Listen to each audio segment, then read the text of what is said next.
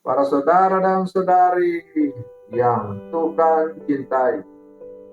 Selamat pagi dan selamat bertemu lagi dalam renungan harian dari Paroki Santo Fransiskus Assisi Apio, edisi hari Rabu, tanggal 27 November 2024, dalam masa biasa yang ke-34.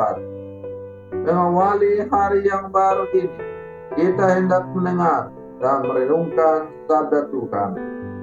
Marilah sebelum kita mendengar dan merenungkan sabda Tuhan, kita berdoa.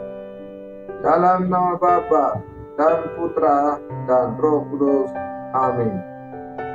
Allah Bapa yang Maha Kuasa, adil dan benar segala tindakanmu.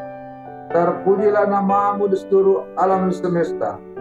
Semoga kami tekun mengarahkan hidup kepadamu dan memuji nama-Mu dengan segala langkah laku kami.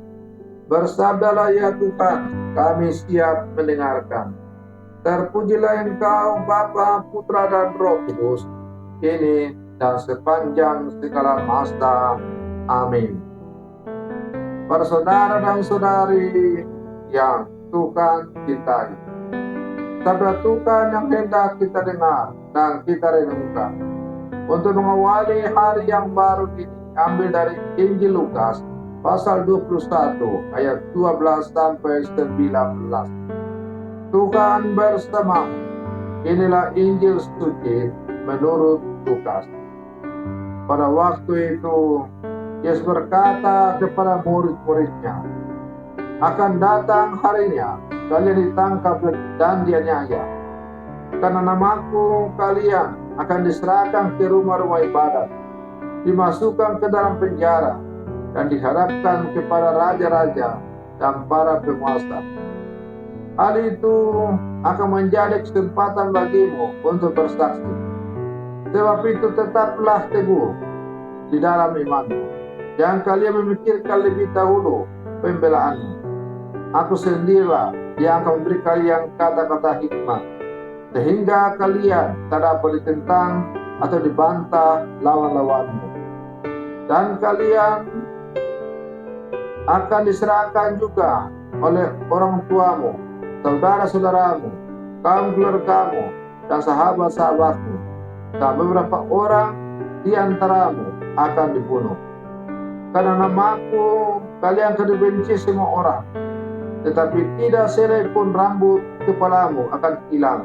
Kalau kalian tetap bertahan, kalian akan memperoleh hidupmu. Demikianlah sabda Tuhan. Para saudara dan saudari yang Tuhan cintai, menegakkan kebenaran dan keadilan dalam kehidupan tidaklah mudah.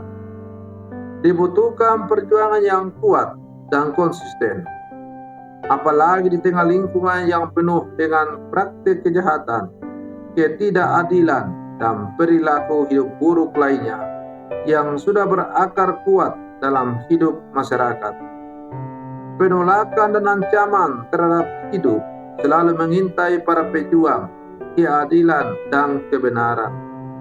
Kita sering mendengar cerita tentang perjuangan-perjuangan itu melalui media sosial, atau mungkin juga mengalaminya sendiri dalam kehidupan di tengah masyarakat. Para saudara dan saudari yang Tuhan cintai, Tuhan Yesus mengajak para muridnya untuk terus berjuang mewartakan kebenaran dan keadilan dalam hidup sehari-hari. Meskipun itu tidak mudah dan sering diintai ancaman, Tuhan menjanjikan perlindungan dan kekuatan bagi orang-orang yang setia pada jalannya. Namun, tidak sehelai pun dari rambut kepalamu akan hilang. Dalam ketabahanmu, kamu akan memperoleh hidupmu. Para saudara dan saudari yang Tuhan cintai, setiap orang mempunyai berbagai sikap dalam menghadapi penderitaan hidup. Ada orang yang menerima penderitaan sebagai nasib, sehingga diterima begitu saja.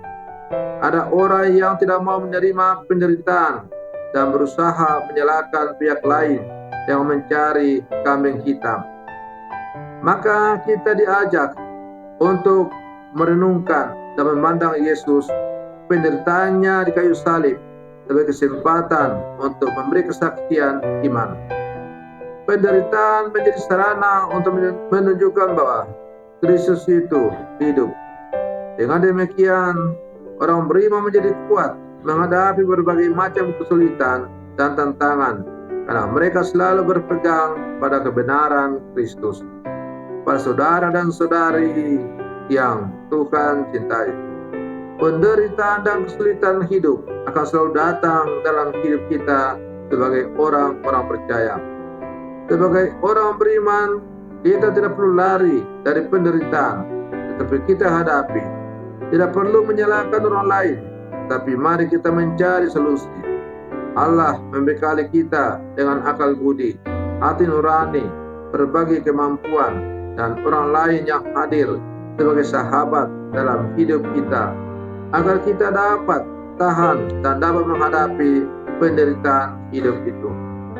Penderitaan hidup akan membuat kita makin yakin akan kebaikan Tuhan dan pertolongannya yang selalu datang tepat pada waktunya.